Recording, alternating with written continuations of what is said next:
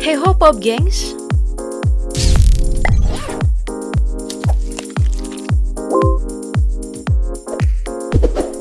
baru-baru ini ada lagi berita viral yang membuat perasaan netizen campur aduk. Seorang pria jatuh pingsan karena ditinggal menikah. Hal ini wajar karena selama 7 tahun pacaran, ATM yang dimiliki sang pria dipegang oleh pacarnya. Jadi, bukan cuma rugi perasaan, tapi juga rugi di ongkos. Sekali lagi, Patkai benar, kalau memang cinta, deritanya tiada akhir. Bicara soal cinta, hal ini memang sangat kompleks. Bukan cuma di wilayah perasaan, tapi juga di wilayah otak kita bekerja. Lewat respon yang terjadi di otak kita, ada beragam alasan untuk menjawab banyak pertanyaan. Mulai dari, bagaimana orang jatuh cinta? Bagaimana cinta membuat orang kecanduan? Hingga, kenapa cinta sangat menyiksa?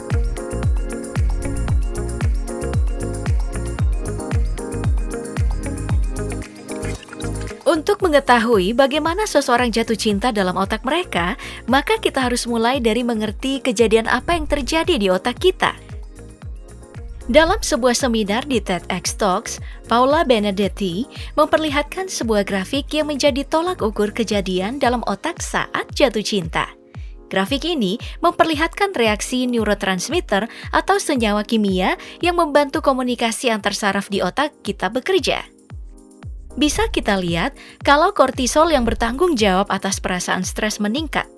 Makanya, bagi mereka yang jatuh cinta, hal wajar jika merasa stres dalam bentuk gugup dan tegang. Selain itu, oksitoksin juga meningkat pesat yang bertanggung jawab dalam meningkatkan kepercayaan pada seseorang. Nah, gawatnya, pada perempuan, oksitoksin juga bertanggung jawab penuh dalam memicu kontraksi rahim, bahkan air susu pada wanita. Makanya, saat perempuan merasakan cinta, harus pintar menahan diri, karena bisa saja langsung digas oleh laki-laki yang tidak bertanggung jawab. Apalagi kalau kita perhatikan pada testosteron yang terlihat berbeda. Naiknya testosteron pada wanita membuat mereka lebih agresif, sedangkan yang terjadi pada lelaki malah sebaliknya, yaitu menjadi pasif. Jadi, memang perempuan harus bisa full menahan diri saat tertarik dengan seorang pria. Terakhir, ada juga serotonin yang menjadi pemicu suasana hati seseorang.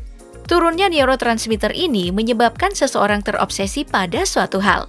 Makanya, bagi mereka yang jatuh cinta, bisa tuh tahan berlama-lama menelpon dan bahkan mengorbankan berbagai hal untuk orang yang dicintai. Grafik ini sebenarnya sudah lumayan lengkap, namun pertanyaan baru datang lewat kebohongan dalam mencintai. Seringkali spesimen penelitian manusia dalam hal cinta berbohong. Manusia bisa saja bilang cinta, namun tidak merasakan hal tersebut. Nah, makanya penelitian baru dilakukan tanpa melibatkan manusia dan memakai prairie love. Hewan imut yang satu ini dianggap sebagai spesimen sejati dalam hal percintaan. Mereka hidup hanya untuk satu pasangan dan terus lengket seperti baru jatuh cinta kemarin. Mungkin banyak orang yang tidak ingin dibandingkan dengan hewan ini, tapi ahli neuroscience Tiffany Love dari University of Utah mengaku kalau fungsi otak prairie love saat jatuh cinta sama persis dengan manusia. Dari penelitian tersebut, ternyata masih ada satu lagi neurotransmitter yang terlibat, yaitu peningkatan dopamin. Hal yang satu ini bertanggung jawab dalam otak kita untuk memberi banyak sensasi dalam beragam hal, termasuk dengan kecanduan.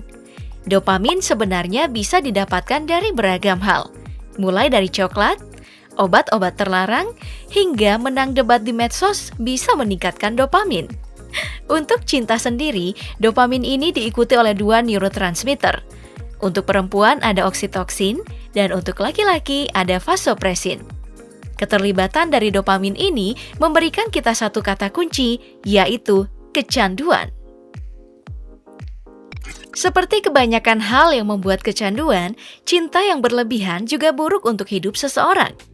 Menurut Dr. Helen Fisher yang sudah meneliti percintaan selama puluhan tahun, bahkan mengeluarkan 5 buku tentang cinta, dirinya membagi cinta menjadi 3 tahapan, yaitu dorongan untuk berkembang biak, perasaan cinta intens yang romantis, dan yang terakhir, perasaan ketergantungan.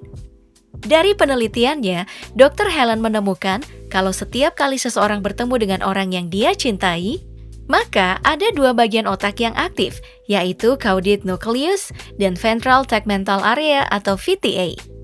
Caudate nucleus aktif karena merasakan ketertarikan, dan VTA aktif untuk memproduksi dopamin. Makin banyak dopamin yang diproduksi, maka perasaan makin bahagia. Makanya, semakin sering seseorang bertemu dengan kekasihnya, maka makin besar pula cintanya. Begitu pula sebaliknya, makin jarang, jadi cinta makin tipis. Dalam beberapa waktu dan kejadian, produksi dopamin ini bahkan meledak-ledak dan membuat seseorang ingin terus-menerus merasakan sensasi tersebut. Selain menyenangkan, alasan lain dari ledakan dopamin juga mengurangi rasa sakit hingga 45%. Makanya, beberapa orang bisa pura-pura kuat di depan orang yang mereka cintai. Beragam reaksi yang ada di otak kita ini bahkan memiliki mekanisme tipuan dan juga pembenaran untuk setiap tindakan. Pokoknya, yang salah bisa jadi benar, dan yang benar langsung makin benar. Dalam sebuah ungkapan Sujiwo Tejo pernah bilang, kalau menasehati orang jatuh cinta adalah hal yang sia-sia. Sensasi bias terhadap hal yang salah dan benar ini juga menaikkan ekspektasi seseorang pada pasangan mereka. Pantas aja Agnes mau bilang, cinta kadang-kadang tanpa logika. Seperti kebanyakan hal yang terjadi, ekspektasi syarat akan kekecewaan. Seiring naiknya ekspektasi, maka kenyataan adalah ancaman baru bagi sebuah pasangan. Sedikit ekspektasi yang tidak terwujud saja bisa menyebabkan beragam hal. Mulai dari mood yang tidak teratur, kegelisahan, kemarahan, depresi, kurang tidur, dan bahkan menjadi pelupa. Pada tingkatan yang lebih parah, ekspektasi yang tidak terwujud ini akhirnya dengan perpisahan atau dengan patah hati. Ya, dan seperti yang kita tahu, patah hati itu menyakitkan. Dari penelitian Dr. Helen, saat patah hati, bagian anterior cingulate cortex dalam otak akan bekerja sangat aktif. Kegiatan di bagian otak ini membuat kita mengalami perasaan tidak nyaman dan nyeri secara fisik.